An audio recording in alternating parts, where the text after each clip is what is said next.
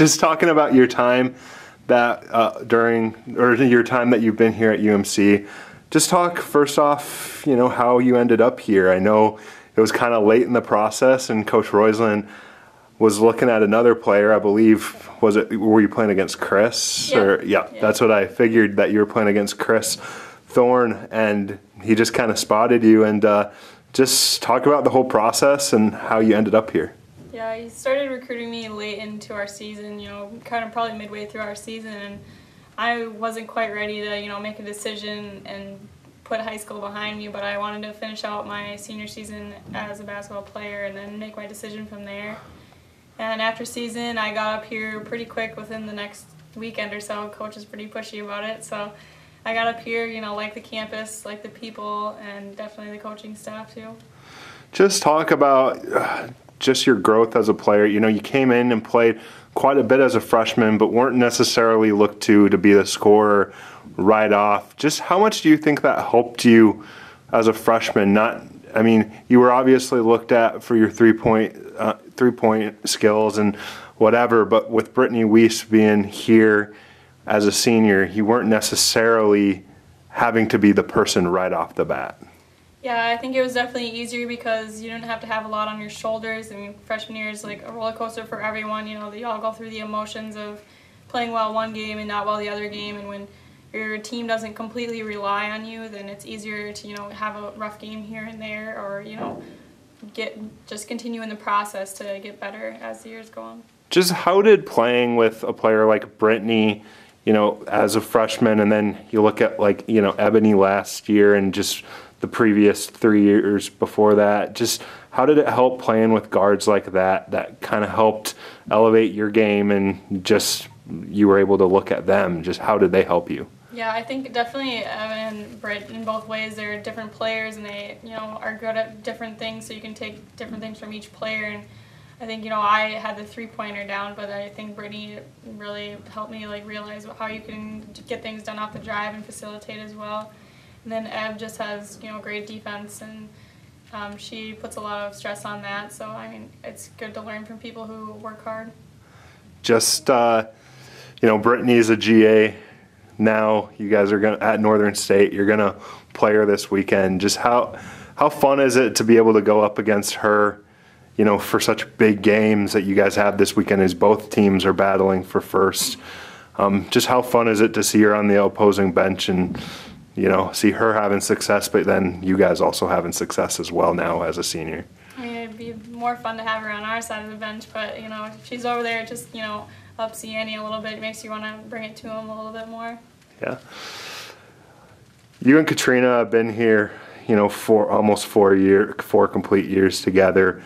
Just how much has your guys' just friendship and just being teammates just helped push each other, as you both continued to get better and both grew as players?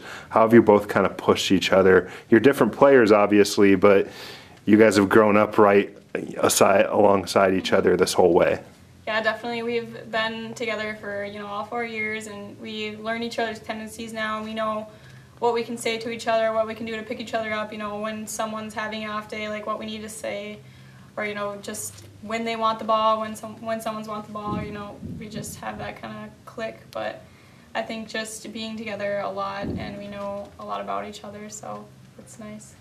You're able to make that big jump just in terms of production your sophomore year, and you've continued to grow. Just what do you attribute that to, and what do you think helped you the most just continue to become a better player and just diversify your game a little bit more, just other than the three-point shot, which you've always had, but... I think coming off that freshman year, there's really a lot of motivation to get better, once your team is struggling. And after my first year, you know what it's about, you figure it out, so then you know what you need to work on after that. And I think each year after that, one of the biggest things I learned is just being patient. You don't always have to make things happen, or if you feel like you need to do something, there's going to be times in a game where you're presented what you need to do. And I think definitely patience is one of the hardest things to learn, and I think that's what's helped me along my way, is becoming more patient as a player. Last season you guys were able to kind of taste success a little bit, and you were able to host that home playoff, the first the school's ever had, and able to go to Sioux Falls. But how much did losing in that quarterfinal round just make that drive even more this year to get to Sioux Falls once again, but not just end there? Just have even higher goals for your team to, possibly contend for a conference championship, possibly make NCAA. It's just how much did that drive you last year with losing like that? Yeah, I think every year we've gotten better a little bit, but then last year, really outdid ourselves and made it to the Pentagon, and that's really exciting.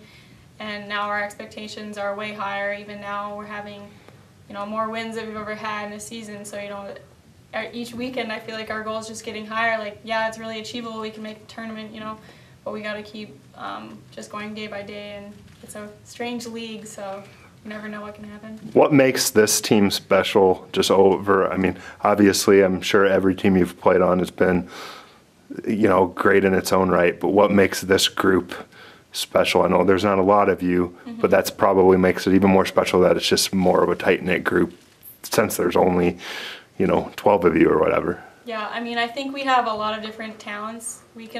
One thing we all have similar is a lot of us can shoot the 3-ball, which is great for any team, but we can all shoot it, so you can't just come off of someone and let her shoot it. But then outside of that, we each have our talents. Like Caitlin hits the boards hard, we rebound, or she hits the boards hard.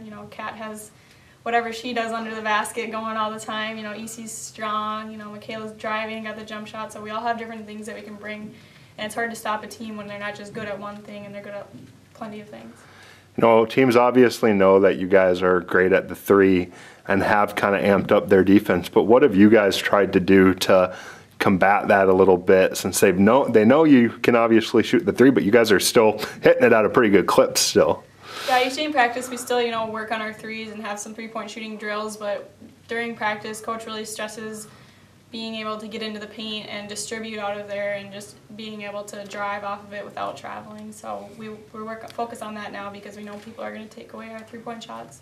I know you're going to end your career in the top 5 for a lot of things, but I know that's not necessarily the person you are, much more about the team. What's the legacy you want to leave here when you're done? Just what do you want people to remember about you or the teams that you played on?